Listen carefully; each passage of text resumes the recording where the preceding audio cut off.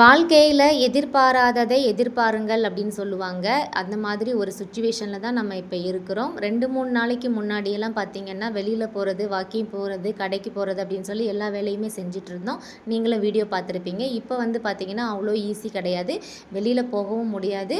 நாங்க இருக்க இடத்துக்கு யாராலயும் வரவும் முடியாதுங்க. அந்த மாதிரி ஒரு சிச்சுவேஷன்ல தான் இப்ப நாங்க இருக்கிறோம். உங்க எல்லாருக்குமே தெரியும் இதுக்கு என்ன காரணம் அப்படின்னு சொல்லிட்டு தெரிஞ்சவங்க மறக்காம சொல்லுங்க. பசங்களோட டியூஷனா இருக்கட்டும், ஆர்ட் கிளாஸா இருக்கட்டும், ஸ்கூல் கூட எல்லாமே ஸ்டாப் பண்ணிட்டாங்க. டெல்லியில இப்போ ஸ்கூல் வந்து ஆன்லைன் மோட்ல தான் போய்கிட்டு இருக்குது.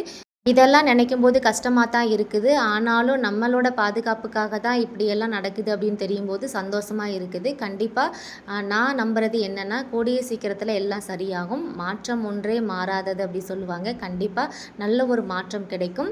சீக்கிரத்தில் எல்லாம் சரியாகும் அப்படின்னு சொல்லி நம்புறேன்.